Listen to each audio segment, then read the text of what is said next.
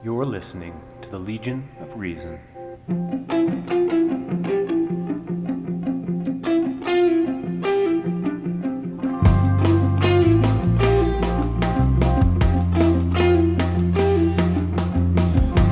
Okay, we are live again. This is the Legion of Reason diversion for Sunday, October. I was going to say October. It is June the 4th, and this is a Potpourri episode, and we have with us a special guest co-host, Shane Plesiuk. Say hello, Shane. Hello. Hello.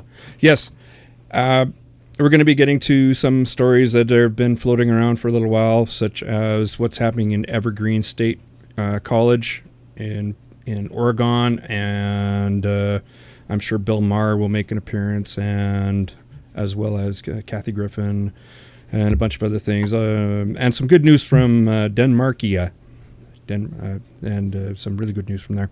And I'd like to see that news spread across the world and into Canada as well. Okay, so anyway, so Shane, we've known each other for quite a bit. And yes, sir. You've been around the skeptic/atheist community of Calgary, and you're also a member of the gay community of Calgary.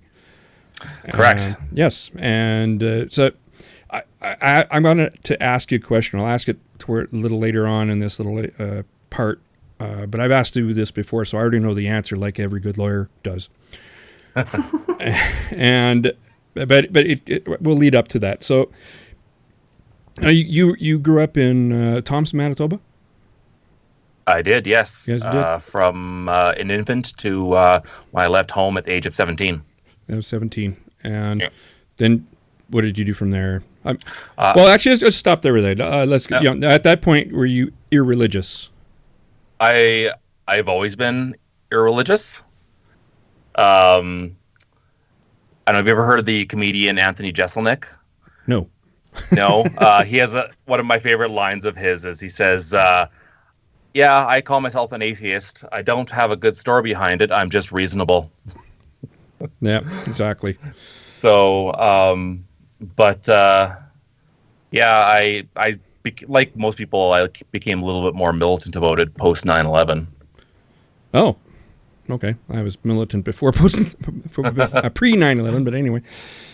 I didn't realize I was militant, but it was one of these self-realizations that I was somehow a militant atheist. A militant in the sense of not burning down churches, of course, but loud and proud. Yeah. Your household was not religious? My parents were nominal Christians. They were United Church Easter and Christmas Christians. Oh, yeah. So there was very little religion in the household. However, we said grace every night for dinner until sometime in my junior high years when I told them I didn't want to do that anymore. And that was about the extent of it. That was, yeah, that's it wasn't really much of a step to total dissociation from formal religion, at least. Right. Yeah. And then did you move to Calgary straight from there? I moved to Calgary straight from Thompson, okay. in the summer of 1998. Oh, yeah. But when did you come out as gay? Or did you ever? To my high school peers in the senior year of high school, to my family the year that I graduated college, which was 2001. So yeah, so late in early adulthood. Yes. Not that you're an old man yet, like me, but yeah. You're supposed to say I'm not old. Anyway, you're not old, Rand. You're too late. Too late. You got involved. How did you get involved in the skeptic community of Calgary? Was it through the Skeptics in the Pub thing, or what was it? It was a meetup event, if I remember correctly. Oh, was it one of the Calgary Atheist meetup events? Yes. Or was it yeah, okay, yeah. Yeah, it was one of those. It was arranged by somebody else. It was 50 people at Boston Pizza or something like that. And I haven't seen much movement on that site. in a while. I think nobody's really But- taken control of that. That's just too bad because it was actually fairly popular. But Yeah. if somebody wants to take control of that, hey, I don't know who you talk to actually. Wait, what is that again? Well, the Calgary Atheists, there's just a meetup thing where it's on what's that website? I believe it's just meetup.com. Meetup, yeah, it's meetup.com, yeah, and Okay. And they any put- random person could create an event, like a pub night or something like that, and people usually a pretty good turnout. It's like 50 people Yep. or so. Yeah. And then just kind of fell off for whatever reason. I don't know. So what got you started going to that? Just I really can't remember. nothing specific. Boredom, I guess. Yeah. Okay, boredom. And then a friend of mine was also kind of involved in the atheist/gay community in Calgary at the same time. Mike Gray. So he yes. was the owner of, which was temporarily a gay bar called Sapien, and he also did some stuff for CFI Calgary. Yeah, Yeah, we know Mike. that's right. Mike's Yeah. amazing. He's a wonderful man. Yeah. Yeah. He's out somewhere in BC right now Yeah. in Radium. Yeah. Yeah. So now you're also a member of the gay community. Are you active in that area or no? Or just keep your Not ear to as the much ground? these days. The gay community in Calgary isn't really that large or that organized. It mostly centers around two things: Twisted, which is the only gay club in town, and Pride, which is a once-a-week affair. Once a year. Yeah. What- And that's right. I'm not much of a clubber anymore, so Yeah. And so you still keep your ear to the ground a little bit, do you? I do. Yeah. Yeah.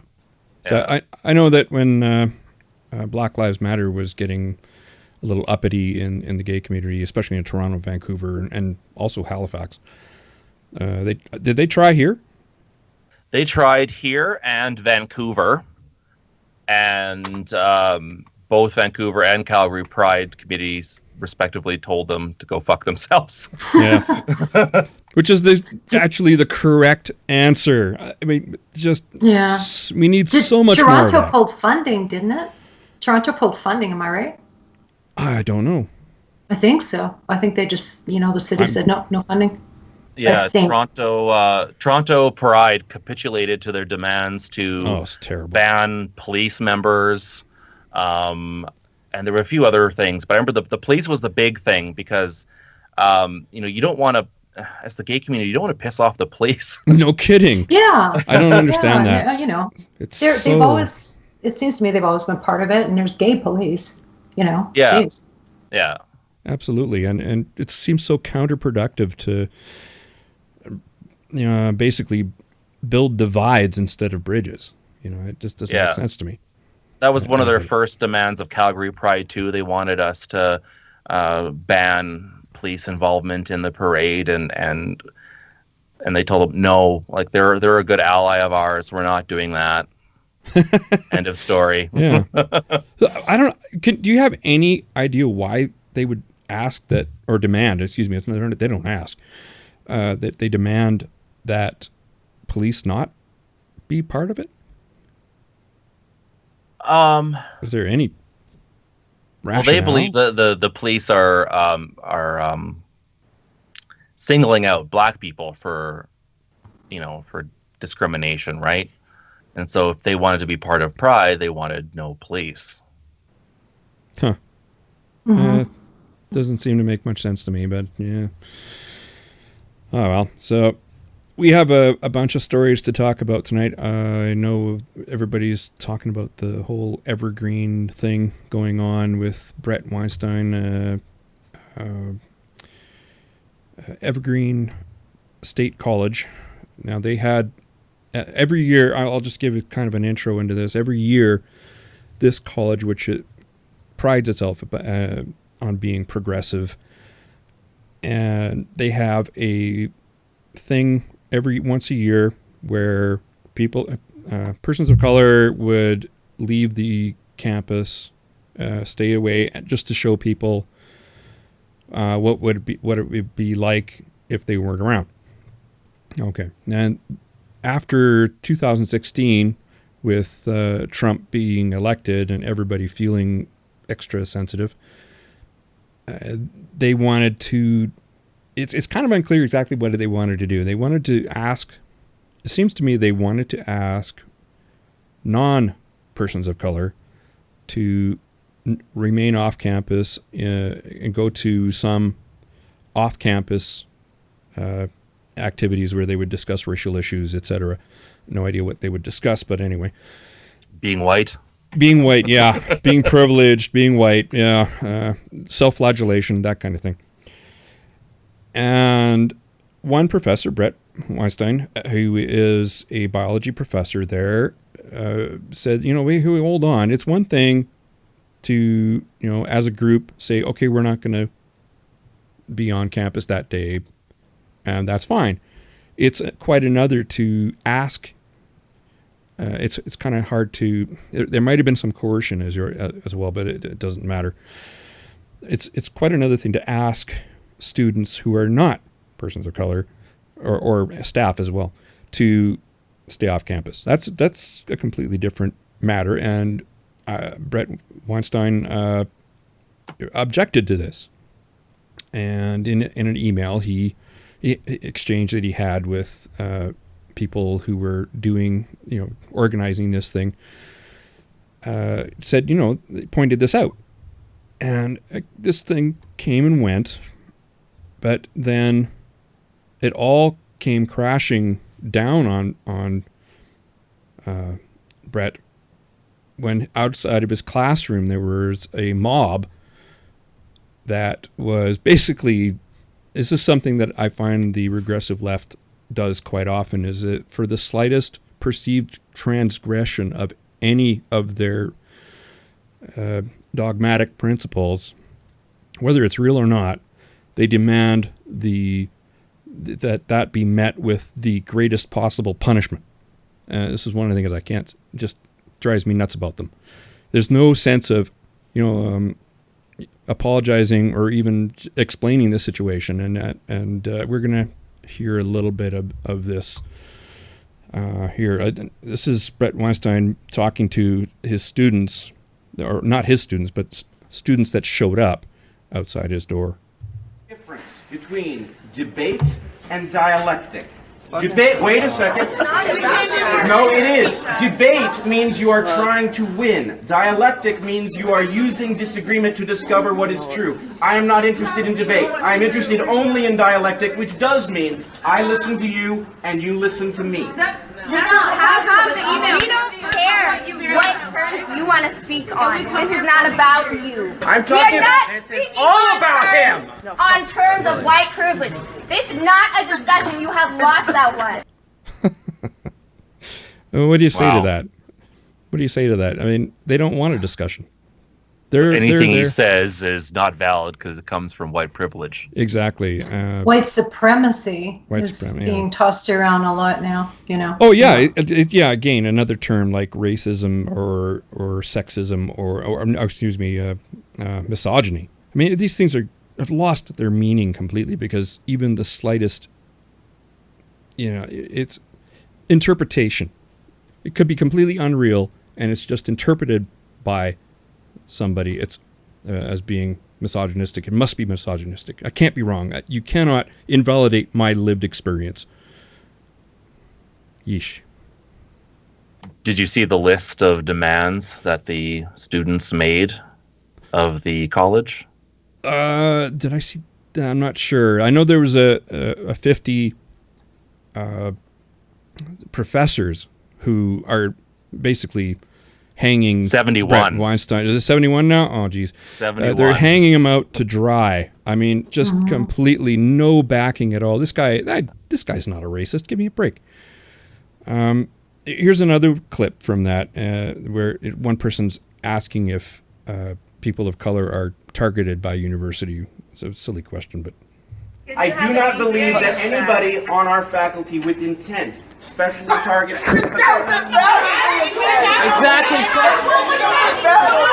You can't deny, right? Denial is it means that, yes, it's there. It's nothing you can say. You can't win. No.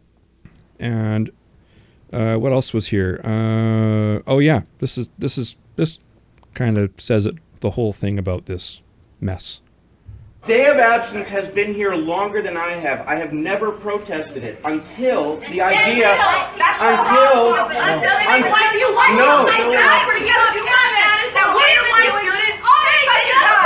keep your fucking ass here. No. First of all, I didn't. We Would you like to hear the answer or not? No. Okay. You're useless then. You're not learning anything. And they're not interested in discussion. They're not interested in hearing anything other than themselves. Right. And it's amazing. I sure wouldn't want my daughter going to a college like that. Oh gosh, it's Missouri. Their enrollment went down a bunch. Yeah. It's good. Yeah, it's crazy what's going on. I'd be terrified if my daughter was, on one of those campuses where that stuff's going on. Yeah, something else. I would probably forbid her to go, frankly. Well, seriously, that's the thing. I mean, that's I know the thing. she's an adult, but well, that's that whole 25% of women that go to university get raped. Would you ever let your daughter go if that was the case? Kidding. No, it's just garbage. There was also. So he was on Dave Rubin, Brett Weinstein, and an interesting discussion. I highly recommend listening to it. He's getting absolutely no help from the university administration. I mean, he was saying that the university or the college provost was there and just did nothing. And he was just left to fend for himself. Yeah. Yeah, it's crazy. It's just scary, is, I mean, to be a professor, sad. I wouldn't want to. I'm very glad that my career arc has not gone in that direction.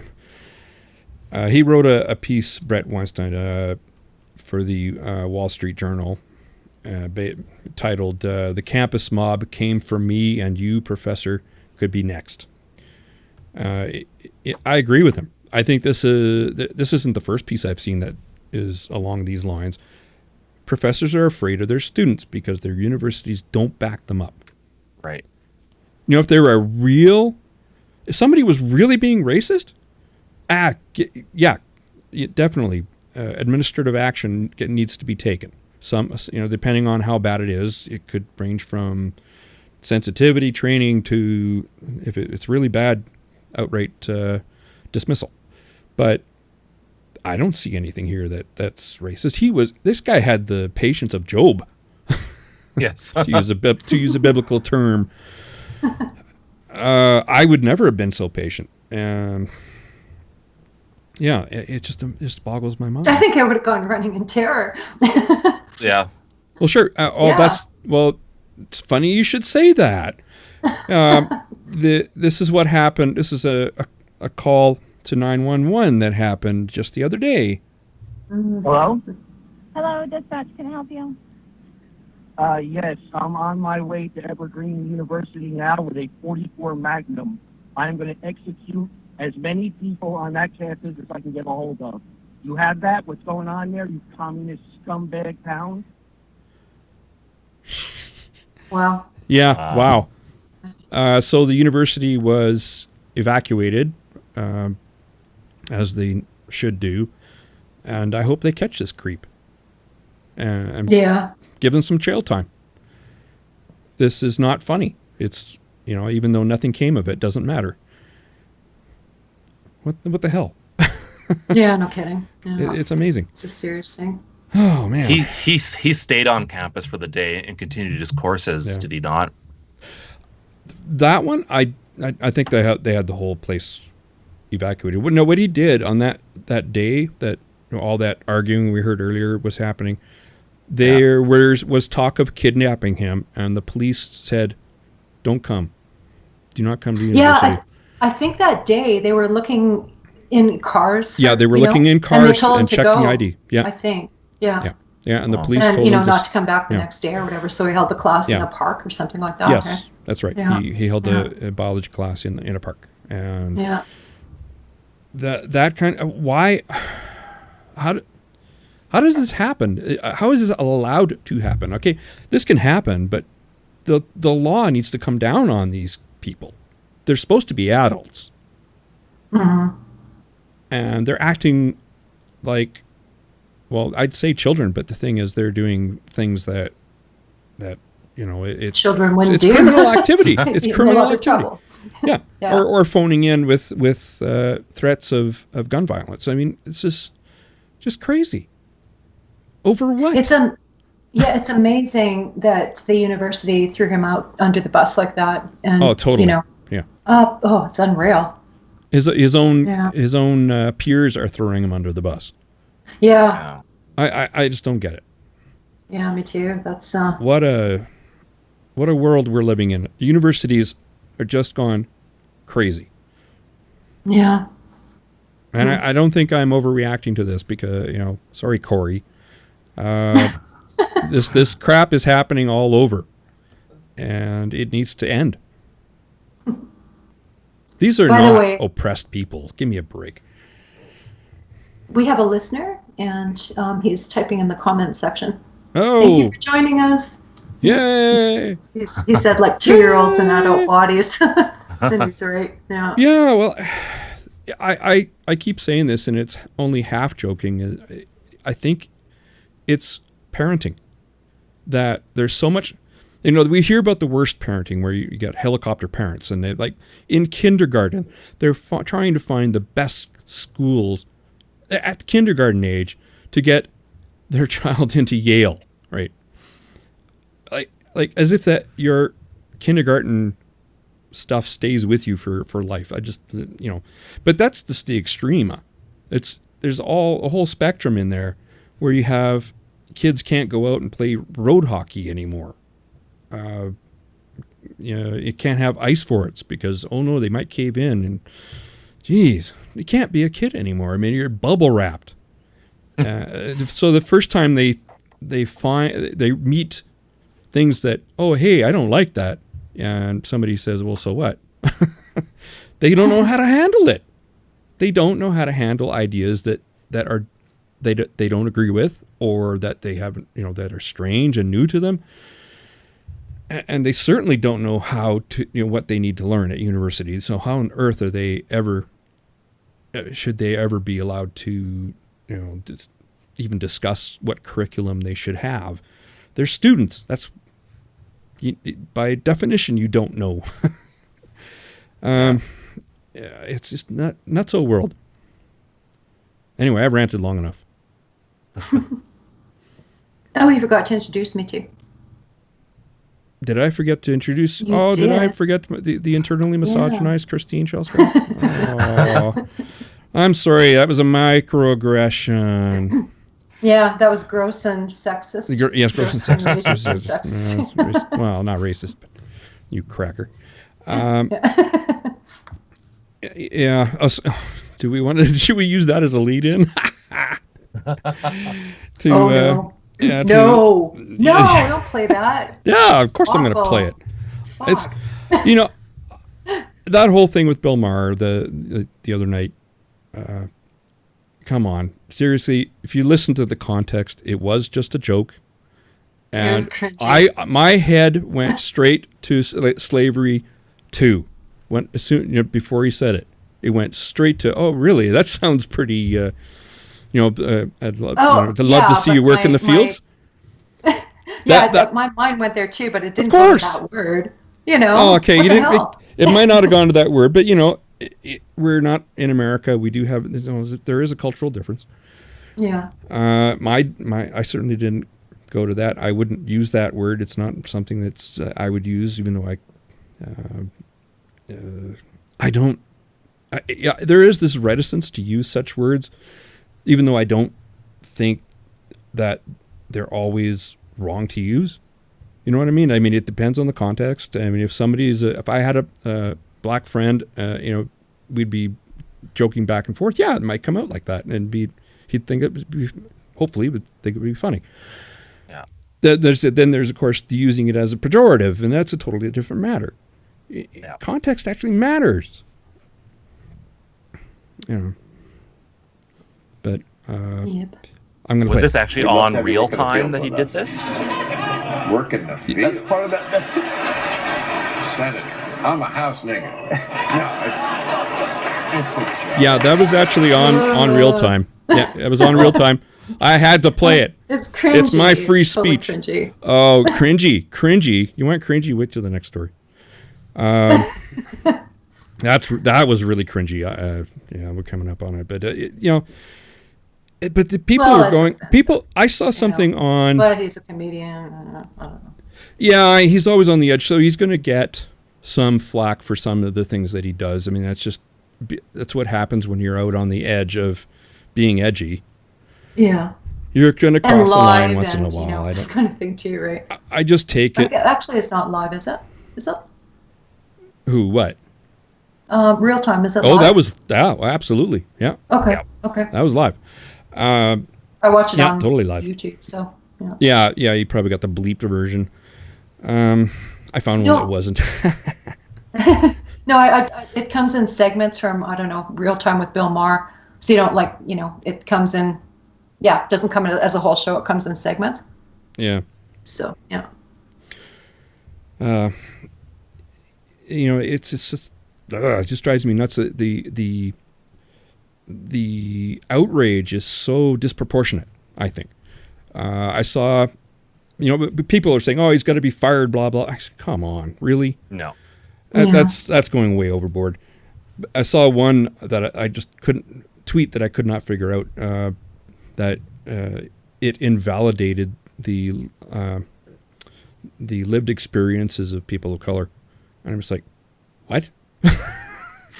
How do you get there? I don't understand that one at all. He's not. In fact, if anything, he is actually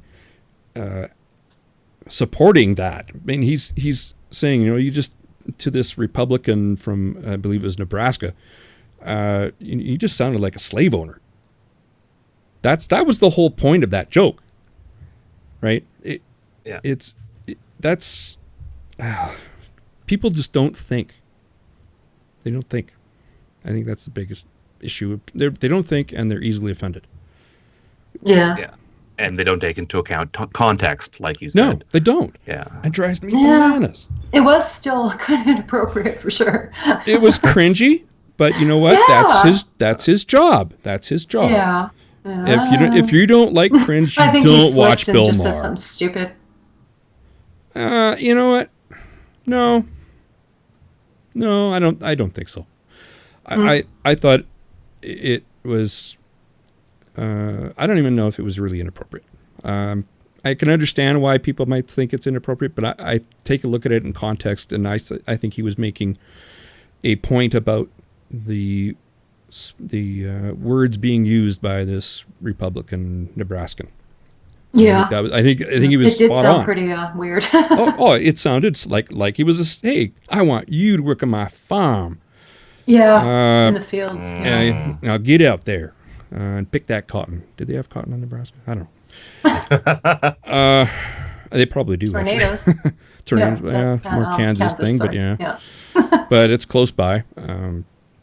Sure, we had tornadoes up here. So there was a viral video. There's a full-blown tornado going on up here. I can't remember. I know there was one. There was 3 Hills, was it? And the guy was mowing the lawn. Yeah. He said, "Oh, I had my eye on it. I had my eye on it. Yeah, I had my eye on it right up until it hit me. That's pretty damn. No, I didn't hear about this. Okay. No, this guy was mowing his lawn while there's this big ass tornado in the background. It's just, and it was big. I saw some footage of it, and somebody was pretty close to it. It was a storm chaser. It's like, holy shit. Wow. That sucker would have done some serious damage to buildings, but it was in the middle of a field, so nothing happens. Nothing hits anything in Saskatchewan. Come on. Sorry. Except That's a joke. It's drivers who go too bloody slow, right? Oh, the farm. We get farm drivers here, and I always look for the farmer's but, cap. You get behind somebody with a Saskatchewan license plate, and I know, or Manitoba. But that's the thing. You look for 2 things. You take a look at the license plate. Now, if it's from Saskatchewan, you know that the likelihood is they're from a farm. especially if they're driving a pickup. But you look for, on Alberta plates, you look for the poppy. They're veterans. That tells you you're dealing with an elderly person driving typically.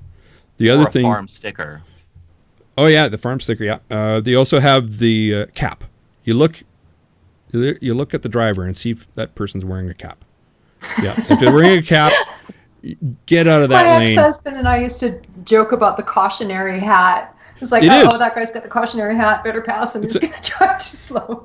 It's amazingly how often you'll be right if you look at those two things.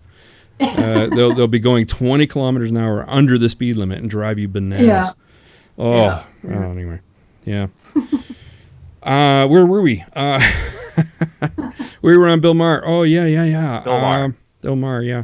Do we have anything really left to say? Or do you well, I'm was that other guy, and I'm trying to remember his name. He's also like a not the Daily Show, but he's kind of the other guy with Jon Stewart. Oh, you mean yeah. Colbert? Yeah. He got in trouble for something too. What was that about? Oh, yeah. For calling, what was it? His mouth was Vladimir Yeah. Monster. Oh, that's right. Oh my God. That's freaking hilarious. It is what hilarious. The hell? Yeah. I wasn't, yeah. That was awesome. I love that. That was inventive. And of course, it's misogynistic or anti-LGBT, and like, come on. Nobody thought that was more funny than us LGBTs. That's the thing. Those people that are getting mad are actually just virtue signalers because they're not affected by it. They're just being offended for a group, and that's just. Yeah. Come on, these people can speak up for themselves, right? You got a voice. You got to, Yeah. Right. I mean, if we're pissed off, we'll let you know. Thanks. Yeah, exactly. We'll take care of that ourselves. Absolutely right. There in the internet age, there is no one who doesn't have a voice. Yeah, there are people that live in closed societies that don't have a voice for sure. And, well, they probably have an intranet. Atheists in Saudi Arabia. Yeah, exactly. or places like whatchamacallit, BC Bountiful in British Columbia, that fundamentalist LDS that's been in the news quite a bit. They probably don't have the internet or running water for that matter. Yeah, I suppose so. There are isolated instances, but I mean, even like in the far north, there's been a big push by government to have high-speed internet available in those smaller communities. So very few people don't have a voice anymore. That's true. Yeah. So our listener says Riza Aslan is people want him fired for insulting Trump. Can you elaborate in the chat window? Because have you guys? Yeah. No, I haven't heard this. No, but I don't really listen to Aslan. I mean, that's our guest says he doesn't like him either. Yeah. It was funny that show that he had. Is it even still on that religion show on CNN? Oh yeah. Where he was a bomb. He was getting threatened. He was feeling threatened by it. So totally backfired on him. Well, no kidding. Like he goes in and probably completely ignorantly disrespects their culture. Like that's the sense I got when that one guy was just losing. Yeah, there was pushback about that from people in India for sure. Yeah. As Aslan is not representative of Muslims. Period. No. He's not. I guess Riza Aslan called Trump a shit. Oh no. Fair. Is Trump going to sue him? Well, there's been worse done lately. Kathy Griffin, of course, has that photo. I thought it was cringy again. I mean, but I'm not going to get upset over it. My problem is that there's a lot of hypocrites out there. There were a bunch of people who didn't complain about the Obama being burnt in effigy, and some of it was outright racist, lynching totally. And crap like that. Yeah.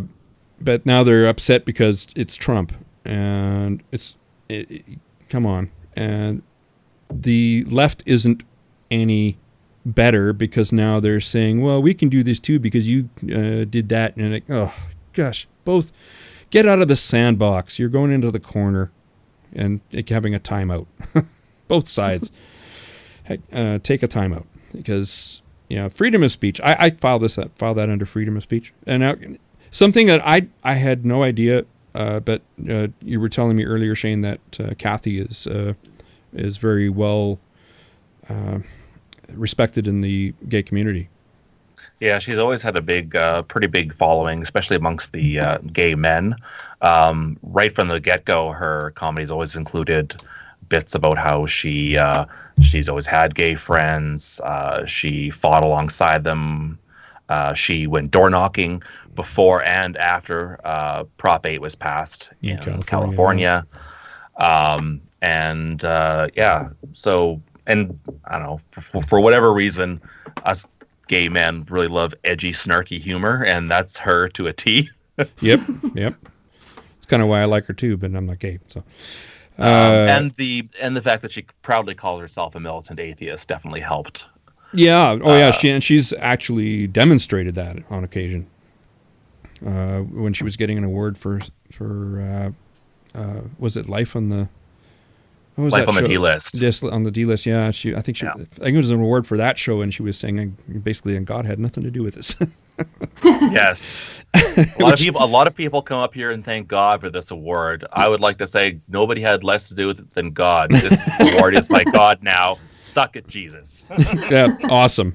Because you know what? There was a really good sketch on, I think it was in Living Color, and somebody was coming up for an award, and they were praising God and all that, and then God comes down and says, "Don't blame me for this crap." It was just I thought that was good. But Kathy's been in a lot of hot water for that picture of her holding a Trump, what looks to be Trump's bloody head, and a knife in the other hand. And I was like, yeah, okay, that's kind of pretty edgy. Good, love it. Yeah, it's like, no, okay. They're comedians. Our listener says good for her, and he also asked if Trump's son was so upset about it, why isn't he spending the weekend with them? Yeah, he's golfing or something, right? Yeah. What's up? Well, he's golfing. I don't know if I believe that. Yeah. I don't know if I believe. He golfs almost every weekend, it seems. He's been out quite a bit. No, I don't know if I believe that the kid thought it was real. Do you? I don't know. 11 years old he is. Why would he think it's real? No, kid, they're not that stupid. Well, I'm sure okay. That, I've forgotten. This is the modern era of these, the crap that goes on university campuses. I'll believe anything, about kids. I assume that by the time that they're in university, they're responsible adults, at least some of the time. So what are they doing when they're 11 years old? I don't know, but I'm just wondering. No, of course, the kid didn't believe it was real. I kind of. That's just hyperbole. That's just hyperbole. But that she's being investigated by the Secret Service because it's a threat. I was like, oh, come on, give me a break. They're probably rolling their eyes because, oh, geez, I got handed this stupid. I have to investigate this dumb thing. Come on, give me a break. Of course. Yeah.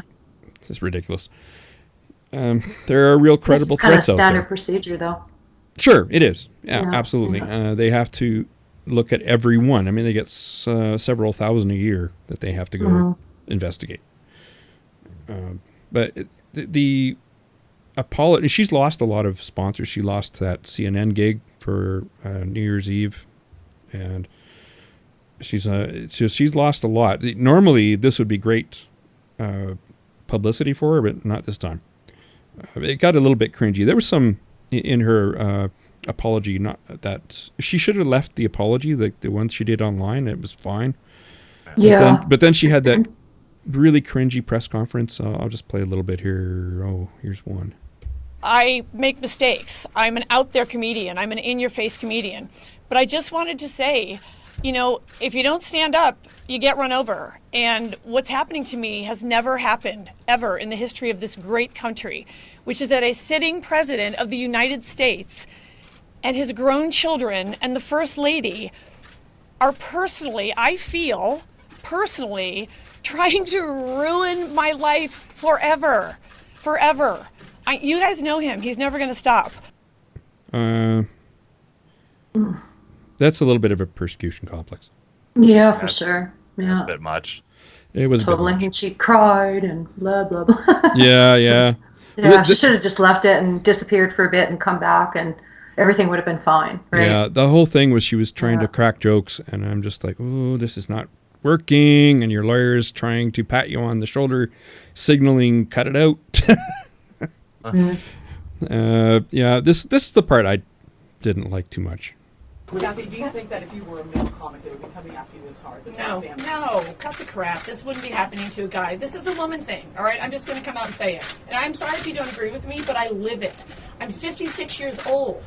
Everywhere I play, there's a male promoter. There's a male who owns a theater. The people who sign my checks are white guys. They're usually older white guys. I've been living this my whole career. I've been fighting this. Fighting? Wait, you're fighting against the people that pay you? No, it doesn't sound like a good idea. That kind of bothers me. You're pulling the misogyny card. Yeah. And, you know, I'm a white guy. I'm actually on your side. I think, you know, yeah, she... No, you can say it if I'm wrong. It's just standard procedure for people that do that kind of thing to be investigated. You know, like you said, she's got the persecution thing going on here. Oh, totally. Yeah, that press conference was a big mistake, I think. Yeah. Yeah, I think it was. I think, she shouldn't have done it. Yeah. And it didn't save her anything. I think it just dug herself in deeper, and it was too many off-color jokes that fell flat. Very, very flat. Oh. Do we have anything else to say on that? Well, maybe she starts lying low now. She'll be blown over by Christmas. By Christmas. She's been fired by CNN, I think, twice already, and they've had her back. Second time. Okay. So she made the joke. She was live on air, and people were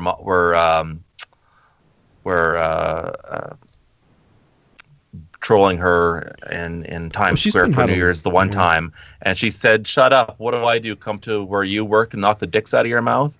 And that went live on air. Well, that's good. That'll shut him up. So, immediately after that, CNN said, "Oh, we have fired Kathy Griffin. We've cut all ties with her." And then next year, New Year, she was back again. The fire, not fire kind of thing. Yeah, she's been receiving a lot of death threats, according to her, and I hope that if that's true, she should be, and I don't doubt it, actually, considering the fervor of Trump supporters, that those should be investigated as well. And if you get death threats, you should tell the police. Yeah. And speaking of death threats, we had the little incident at University of New York with Linda Sarsour, and then... Oh, yeah. You want to take that one? Let me call up my things here. So, yeah, Milo Yiannopoulos and Pamela Geller had a protest against Sharia because Linda Sarsour was supposed to speak at that, the commencement speaker at New York, right? Yeah, Community University of New York. Yeah. And so I don't think too many people showed up for that protest. And I think the talk went ahead as planned without any controversy or anything like that, unlike a couple others that have taken place recently. So Milo and Pamela, what a pair. Oh, it's terrible. But Linda, he's fallen what far. a trip too, oh. You know? Oh, but well, they were saying they defend her right to speak, but she should be accountable for the thing she says, right? Because she's that's absolutely defended true. Sharia law. She says, terrible things about Ayaan Hirsi Ali and Yes. She's associated with a convicted terrorist from a Jerusalem supermarket bombing in the 60s. Okay. Huh. Lovely. Well, she's very anti-Israeli. Yeah. Yeah, she's not and pushes the hijab. I mean, she really is into the dawah. Yeah. She's totally into the dawah. She's into Islamic apologetics, trying to mainstream the hijab. I mean, sorry, no. And I guess for those who don't know, she was an organizer of the Women's March. Yes. Yeah, and pushing the hijab thing, fetishizing it. Yeah, fetishizing. Yeah, basically pushing it as well, as that tweet there's the one. She made a tweet saying that the hijab is a sign of self-respect and modesty, and I'm like, well, what does that say for people that don't wear it? And didn't she also try and keep the pro-choice people out of the march as well? No, the anti-choice. I think it was anti-choice. Oh. Yeah. But I mean, I don't agree with them either, but they are women, and they should have, Yeah, absolutely. This is a women's march. This isn't an abortion march. It's a women's march. Yeah. Yeah, she's not exactly high on my list. I mean, she, people say, "Oh, she's so brave because she wears a hijab." I'm like, what? Go to Saudi Arabia and take it off. Then I'll have a little modicum of respect. Like I was watching this video that Lalo Dagach put on Twitter. It was a woman who was in Iran and was walking down the street hijabless, and that to me is bravery. Okay, not Sarsour. And she got a lot of death threats. I'm sure she gets a lot, and I'm sure she understands just how uncredible those are. And so everybody's like, "Oh, she got death threats. She's speaking. Well, how brave!" No. She knows these are just people blowing hot air. It doesn't take any bravery to. I've had death threats. So what? It doesn't stop me doing anything, because I don't believe they're credible. And if you don't believe they're credible, well, they might as well not have been made. So where's the bravery here? No, I don't know. Anyway, I'm ranting again. Oh, that's the point. Well, that's the point. Yeah, it's a good rant. It's called therapy. This is what this is. This is my own therapy. Precisely. Yeah. So Milo Yiannopoulos led this protest, and then what? I don't know. You'll have to fill me in because I didn't get a chance to read this. Hang on here. Okay. I think it turned violent. Protesters and that kind of thing. So I know you told me to prepare for this, and I didn't quite get a chance to. I'm sorry. So I think there was like blowback on the other side here. Yeah, there was a scuffle. Apparently. Yeah. So the scuffle broke out after an unlikely band of protesters, including conservative provocateur Pamela Geller, Assemblyman Dov Highkind, okay, who Oliver, alt-right bad boy Milo Yiannopoulos. I wouldn't call him alt-right, but anyway, blasted CUNY's decision to select civil rights activist Linda Sarr. She's not civil rights. She's a Muslim rights person, or an Islamic rights person. They tried hitting me with their fists, their sticks, whatever they found, blah, blah, blah. Yeah. So apparently a scuffle, no arrests. It wasn't even like a barroom brawl. I totally support Linda Sarsour's right to speak. If she was invited, she has every right to speak. Totally. I wouldn't attend, even if I was a part of the celebration that she was speaking at the commencement. Mm-hmm. I would not attend, even if I was a student. There's been a couple of talks that one the students turned their back on the speaker, and I think that was and they walked out. I can't remember who that was, and then the other was perfect. Betsy DeVos. Yeah, no, I think they booed, but there Mike was Pence. a man. Yeah. Mike Pence. Yeah. Yeah, they turned their backs and walked out on him. Well. Well, I guess it's a peaceful way of getting it upsets me that it's the conservatives, the extreme conservatives that are doing that. I mean, it's not just extreme conservatives that are against Linda Sarsour. I mean, it's people like me. I'm a centrist. I'm supposed to like everybody. I'm over on the left side of things, and like that Islamophobe bill here, right? Oh yeah. And the way the media was, the 103. conservatives this, and slagging the conservatives as though it was only conservatives that had a problem with this Islamophobia bill, right? I had a serious problem with that bullshit. There is no such thing as Islamophobia. It's a word that was designed specifically for one purpose, and that is to stop discussion or criticism of Islam. And to replace that with anti-Muslim bigotry is absolutely appropriate. What's the point? We already have a term for anti-Muslim bigotry. Well, that's true. But people want to name it that, then pass it. It's no problem. Yeah, but there is no hard and fast definition, right? So Islamophobia means whatever. Yeah, I was last week accused of being a rabid Islamophobic. Huh. Yeah.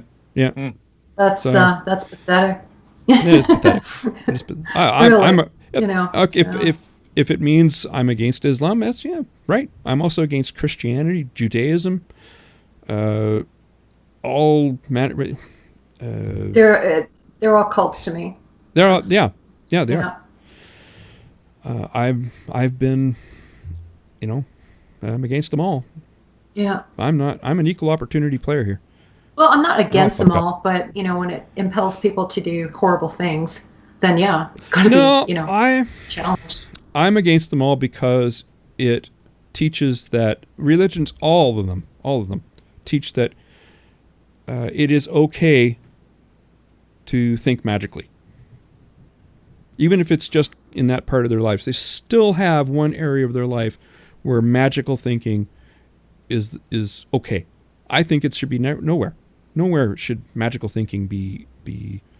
Like on the philosophical level, I agree with you. Like people should strive to understand reality and not, put that nonsense in their head. But on the practical level, if people aren't trying to shove it down everybody's throat, I have no problem. Just keep it to yourself.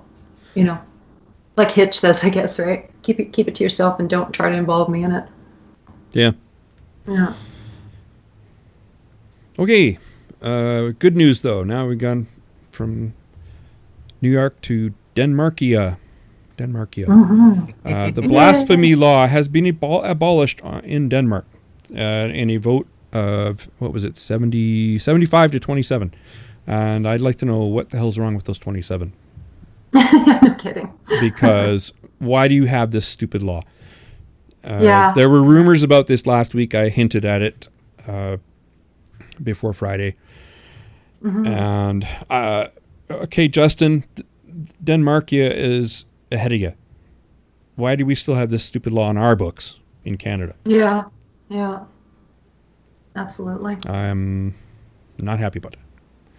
Was it Australia was going to get rid of their blasphemy law when something stupid happened? It was, oh God, I'm losing my mind. Oh shit, what happened? There was some kind of charge of blasphemy for something really stupid, and I think it was Australia that said, "Oh my God, that's ridiculous. Let's look at our own blasphemy laws and get rid of them." Yeah, I can't remember the incident. It might have been New Zealand, but yeah. Okay, yeah. I think it was New Zealand, and I'm fuzzy on the details. Yeah, me too. Yeah, we get a lot of social media stuff. It's overwhelming how much you see on Facebook sometimes. Hey. Oh my gosh! Let me read this. In 2015, a penal advisory board made a report on the possible use of the blasphemy law and stated that blasphemy might include, for example, the burning of holy books, and argued that, therefore, the law had a positive use. Oh. If I burn a holy book, it's not holy to me. Yeah, exactly. Yeah. Oh, indeed, the Danish blasphemy law was used in 2017 for the first time since 1946. A man was accused of blasphemy for burning a copy of the Quran in his backyard and posting a video of this action on a closed Facebook group, which contained some bigoted... Okay, now, they're okay with blasphemy. I'm kind of wondering what they define as bigoted content.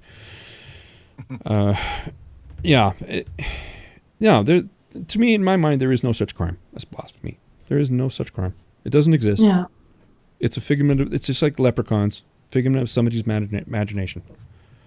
Well, it's another, I mean, it's Offense it's very thing. much like the word Islamophobia. Yeah. It's a way It to can mean shut anything. down dissent. Yeah. Yeah, it's all about offense. Yeah, and shutting down conversation. I'm offended that you don't believe in God. Well, too bad. Yeah. Sorry. I'm Sorry you offended feel that that way. you do.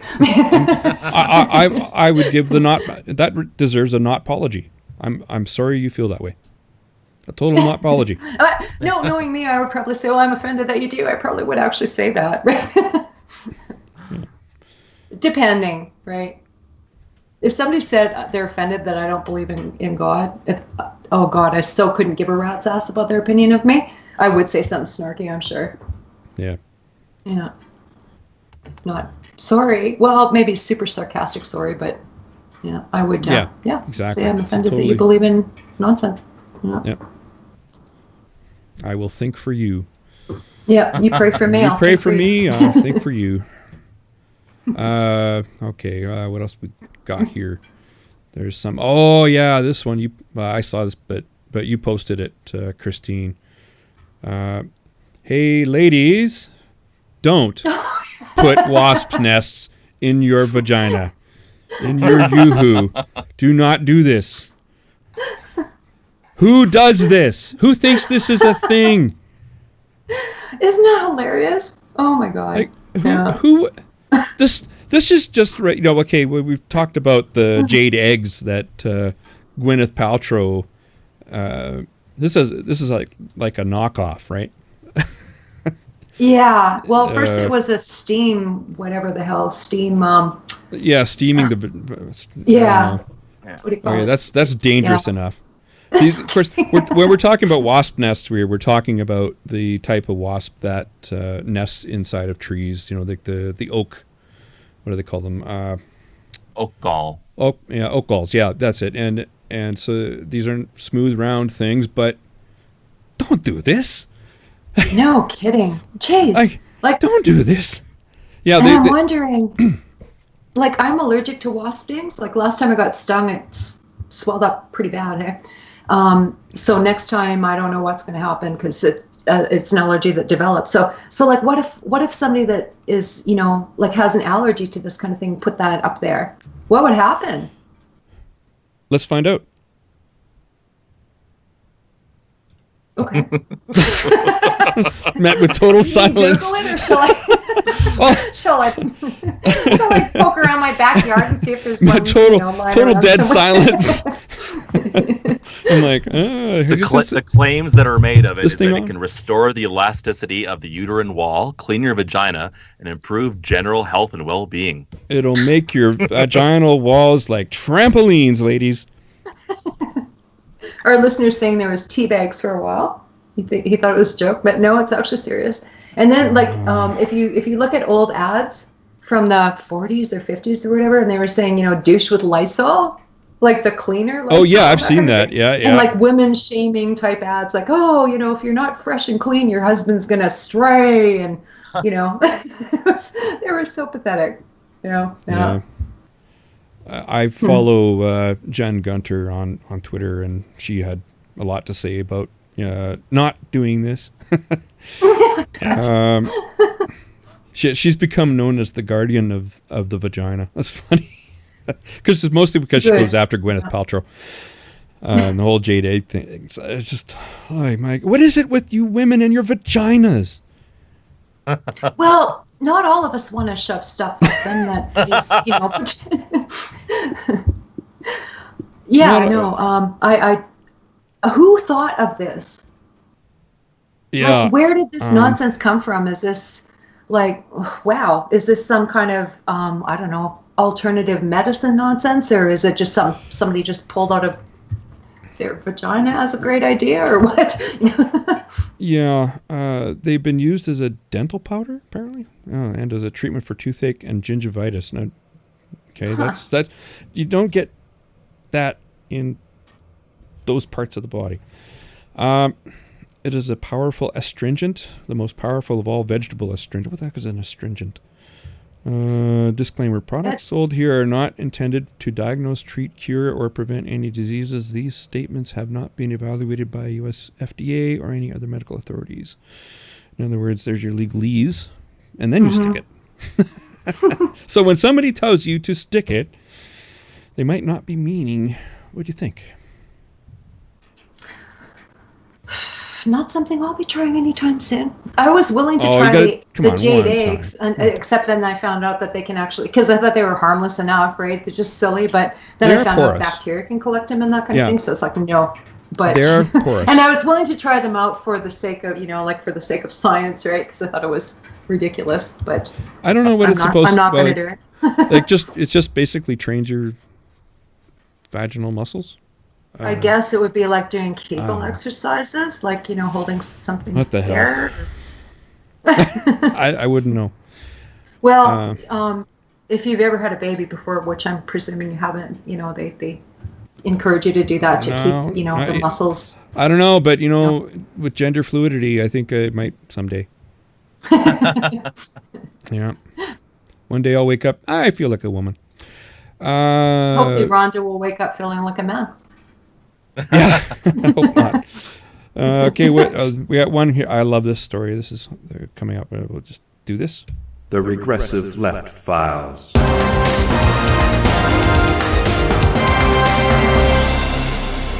Okay, here's the National Post. The dark side of poutine. Canada taking credit for Quebec dish amounts to cultural appropriation, academic says. Speaking of sticking things, he can take his cultural appropriation and shove it. Nicholas Fabien Ouellet, a Montreal-born graduate student at the University of Vermont, he's not even Canadian, jeez, will present his paper, Poutine Dynamics. I swear to God, this is what it's called. At the Congress of the Humanities and Social Sciences at Ryerson University. Oh, that's the perfect place for it, Ryerson. We've talked about them before. The paper, he says, exposes how, quote, how the Canadian culinary identity is constructed and construed by means of cultural appropriation processes. That's a new way to process food, I guess.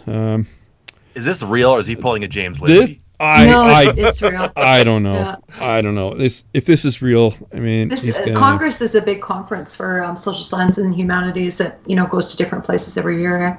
I'm glad it's one that I should be attending because my department's pretty big on that thing. But usually it's it's too bad. You could have given us a report on this. So. Pardon me? You could have given us a report on this paper.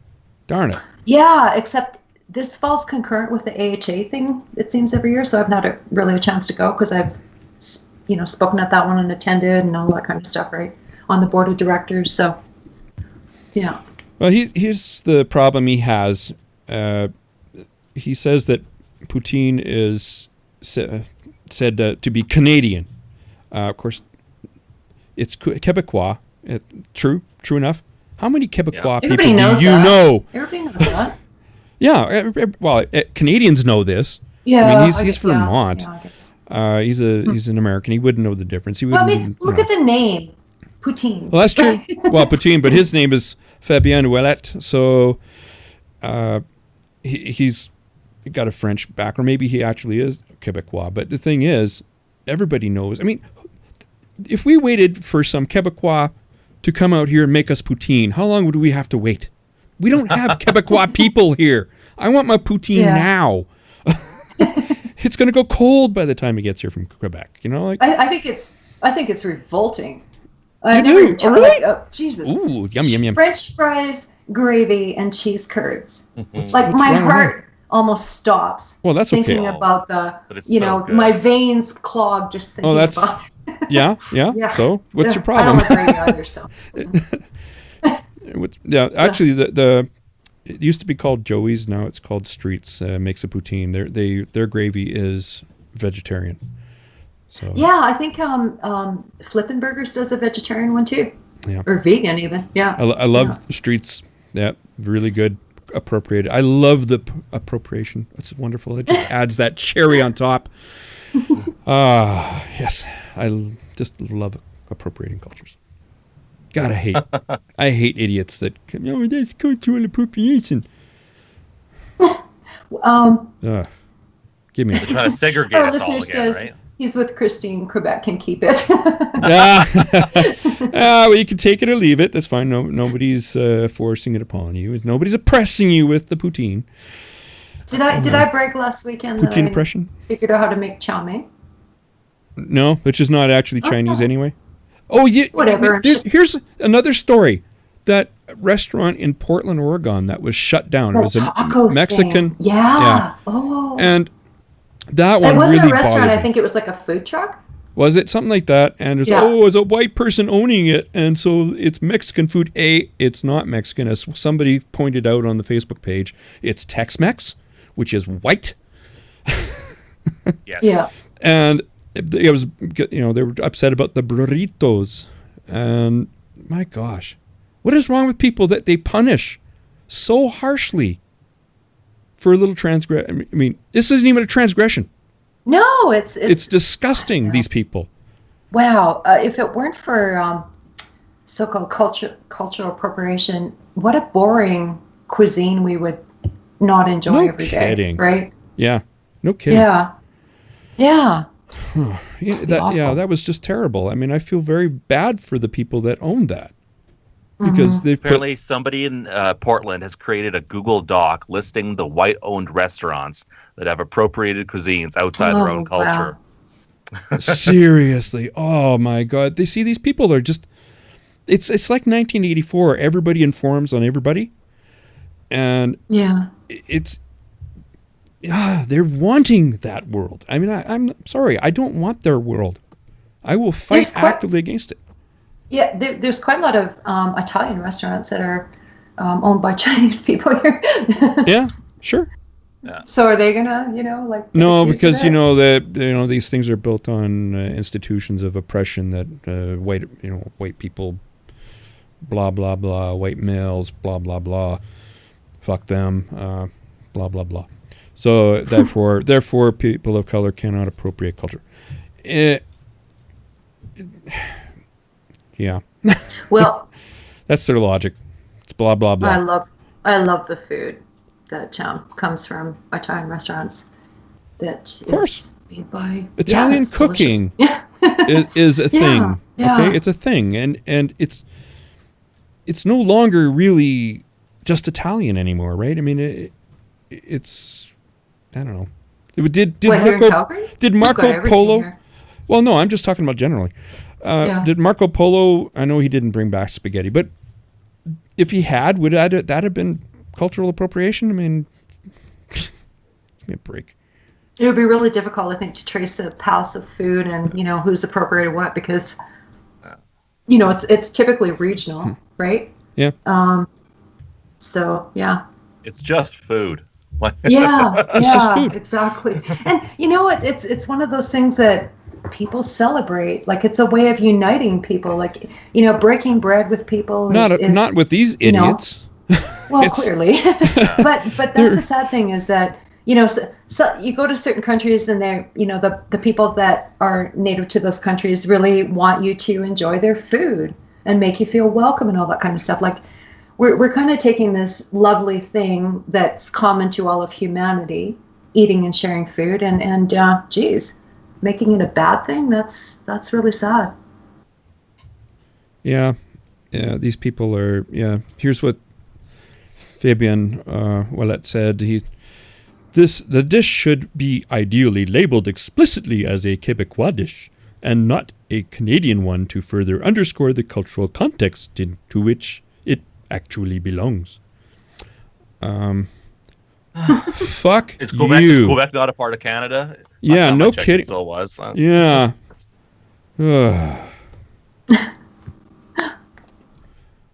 Oh, that one we done.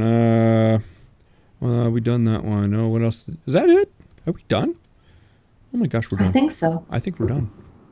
Do we have anything else? London well, attack? no. Yeah. How could we forget? What? London. The London attack. Oh, well, yeah, okay. Yeah. Yeah.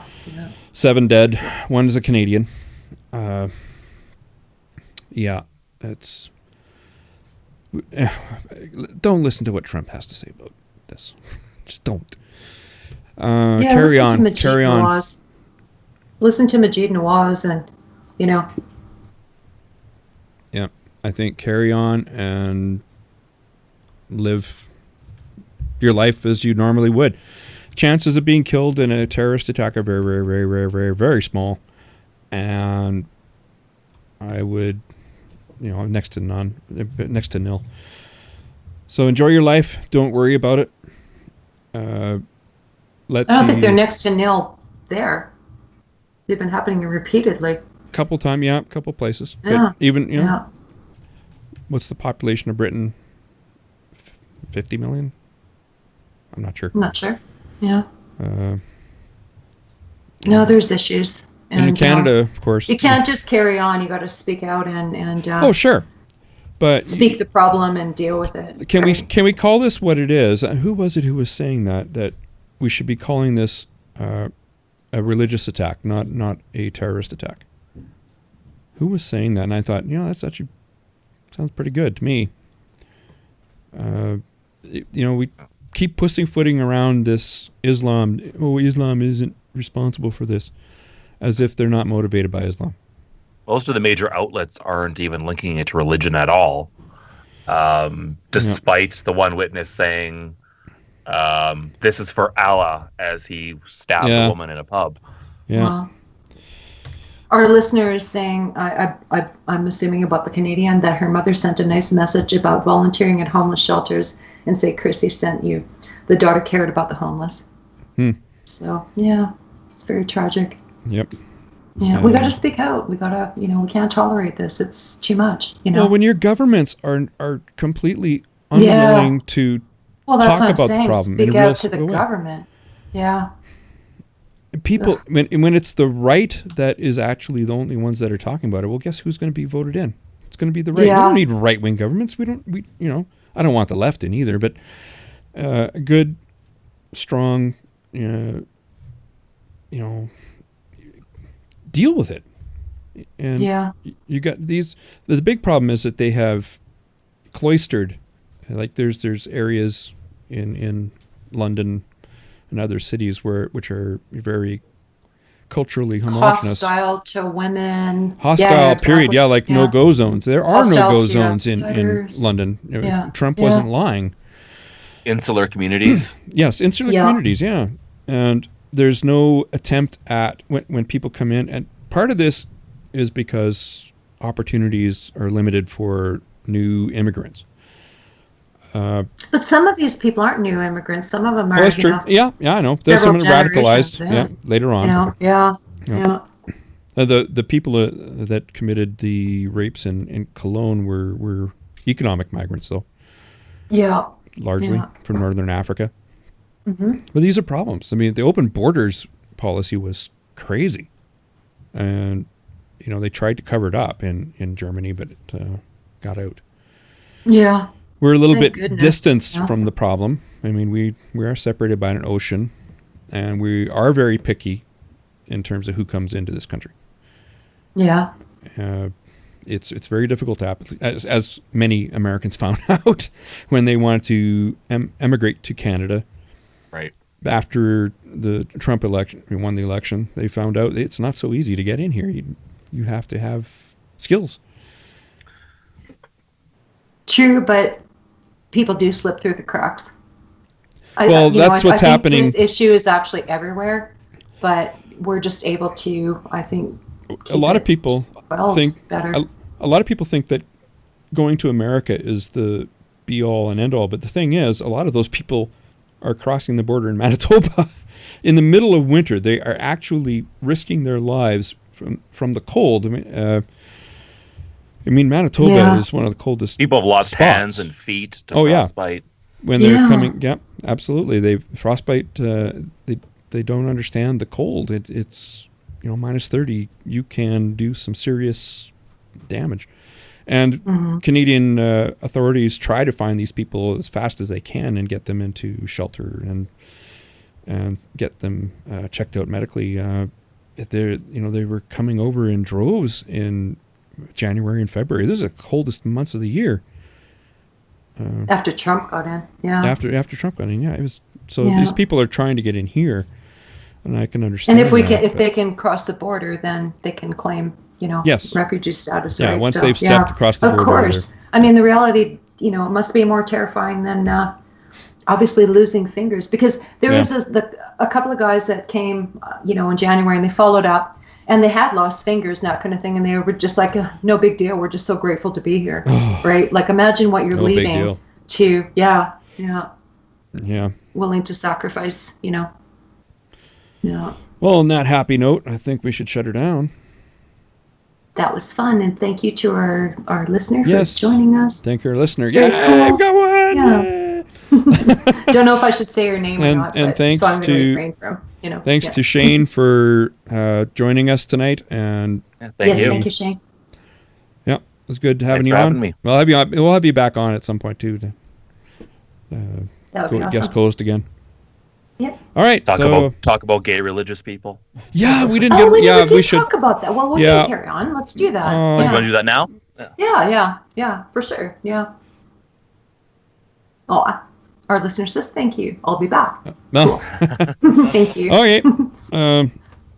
Well, Shane, Consider joining us on Facebook. I know you don't use Facebook, but we post more, I think, on Facebook than we do. Than Twitter. Yeah. Okay. Yeah. So, well, Shane, why are there religious gay people? This makes no sense to me. Yeah, I've thought about it a lot too. I was never really religious, but I found that as people come to the age where they start to come to terms with their own sexuality, they hit that fork in the road, and they either decide to let go of it, or they start making excuses for why they should continue with their faith. I have a few friends that are religious. I have a friend who is a gay priest. Yeah. The owner. Surprise. One of the owner of the main gay club here in Calgary. He's a Catholic, and I asked him one day, like, how can you be a Catholic gay man? And he said, "Oh, the Catholic Church isn't anti-gay. It's the biggest gay club in the world." Oh God.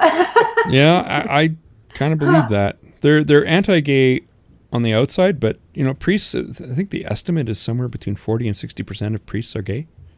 Yeah. It's quite high. I've heard Leviticus is in the Old Testament. Yeah. Of course. Ignoring Romans in the New.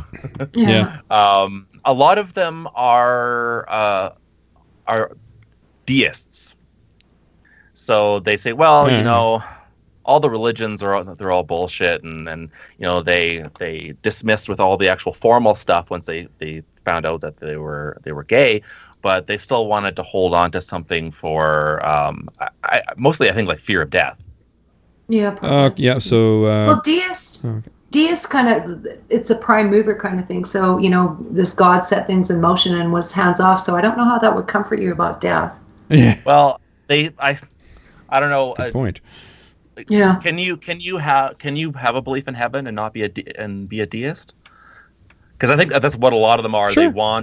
They don't believe in the formal texts of the religions, but they think it's sad or depressing to not have somewhere to go when you die, and that's a big thing, fair enough. Yeah. On the whole, I'd rather be in Philadelphia. Yeah. W.C. Fields. Okay. That's what he wanted put on his headstone. I prefer. I don't like kids and I don't like dogs unless they're boiled. The friend that I live with right now, he wears a crucifix around his neck. He claims to be Christian, but I've never seen him go to church. He never talks about it. That's very not Christian. Yeah. So I think a lot of it's the comforting factor. For some reason, it gives them comfort. They don't recognize that the Abrahamic religions have it in for them. They do, but it always comes back to that. Well, how much can you really trust the Bible? And that was written thousands of years ago, and we don't know for sure it was written by God. So we'll let God sure sort about me that. out at the end, right? Yeah. It just amazes me that if anybody had a reason to not be religious, it would be gay people, because it just get shit on in every holy text. There's a pretty big movement of African Americans who are, African American atheists who are like, why the hell, because it was, yeah, them. That's another group. Yeah. Right. Yeah. How can you be a Christian and not your history? Your history was actually defended.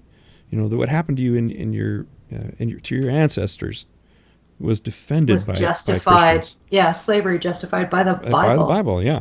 It was also fought against with the Bible, but the thing is, it also was humanists that fought against slavery. So, yeah. I also get people pointing out newer churches that are now friendly with the gay thing. They say, the Unitarians and the United Church people, they love us. So Lutherans too. Yeah. Lutherans are pretty good. Some Lutherans, not all. Well, they perform gay marriages. Like the doctrine of Lutheranism is pretty open. Not if you're Missouri Synod. Pardon me? Not if you're Missouri Synod. They're like Baptists. Okay. Baptists, they're really bad. So it's not all Lutherans. Lutherans aren't Baptists. No. They're like Baptists. Are they? Missouri Synod? Absolutely. They're sorry, I thought you meant Lutherans. They're generally. a sect of Lutheranism. It's one of the major sects, and they're not very friendly to gay people. Interesting. Jehovah's Witnesses certainly aren't. They don't seem to be friendly to anybody, so who cares? I've known Jehovah's Witnesses in my past, and they were perfectly fine people. It's just their religion is screwy. I mean, the whole shunning thing is just terrible. Yeah. When it happens. Nice people. The ones I've known too have been very sweet. I had no idea they were JWs, and I was like, If you come out as a JW, you are automatically disfellowshipped. Yeah, and you're shunned. Oh, really? Okay. Yeah. Interesting. I guess I've met some brave ones, then, I suppose. Yeah. But I guess, does coming out mean, in a social context or something like that, or does it mean publicly? If they find either, out. because they generally, again, it comes back to it's a very insular community. So almost anyone they would be talking to would be in the Jehovah's Witnesses, and they would rat them out, so to speak, right? Yeah, I suppose. Our listener says, Lutheran preacher in my town speaks against homosexuality. Many in his congregation don't agree with him, but stay silent. That's unfortunate, Yeah, that's too bad. Because the Lutheran, I guess, minister that I knew from the Faith and Spirituality Center at the University of Calgary, he was, marching in the Pride Parade for years, and he was really happy when the Lutheran Church said it's okay for him to perform gay marriages. So that's where I was, kind of getting that from. Yeah. Very cool guy, by the way. Yeah. Whose name escapes me at the moment. Yeah, this, to think of the other, I was watching this AJ Plus video. And now AJ Plus is basically the Al Jazeera. Yeah, propaganda arm of the Qatari royal family. And I thought this video was hilarious. It was about this gay Muslim in America, and he's saying, well, how am I going to die today? Am I going to be killed because I'm a homosexual, or am I going to be killed because I'm a Muslim? I'm like, go back to Qatar and find out which one. Jesus Christ. It was just the most, if it had been anybody but AJ Plus, I would be, that's interesting. Okay, that's your experience. I don't buy it, but whatever. I think but it's still AJ bad, Plus? Yeah. Come on. I have not met a gay Muslim yet. Generally, it's Western forms of Christianity. Most gay people actually are atheist, but they refuse to use the label. I think they feel that they've fought enough and they don't want something else slapped on them. Well, this is the thing. This comes back to the question that I was alluding to at the beginning. We're coming full circle. You've lived the life as both an atheist and as a gay man. Which is worse in terms of stigma? These days, definitely atheist. Yeah. Growing up in the 80s in northern Manitoba, probably the gay one. Yeah. Different time. I remember I was in the military. It was still illegal to be gay, and because it was a potential lever for espionage. Oh, jeez. Wow. Yeah, it was. Unreal. And when you have a top secret clearance, they don't like you having levers that are available. So I don't know. It's also illegal to marry for an officer to marry a non-commissioned officer. Oh. But it's weird rules. And actually, adultery is illegal in the military. Oh wow. Okay. Still? I think so. I don't think that's what I mean. Maybe it's been dropped, but back when I was in the reserves, it was, yeah. So they have some weird rules. Like you can't shave in the morning out in the field. But there's a good reason for that. Because of the oils on the skin are insulating. So if you're out in the cold, you want as much insulation as you can get. So that's one of the rules. That's not I don't think that's law. I think that's just rules. But anyway. Makes sense. Shall we shut her down? All right. Yeah. Yeah, it's time to go to bed. I got to make the bed. And thanks for everybody. Thanks to Shane for showing up and giving us a hand with these weird wacko stories. Yeah, thank you, Shane. Thanks for having me. Nice chatting with you. You too. Yeah. Good night, everybody. All right. Good night.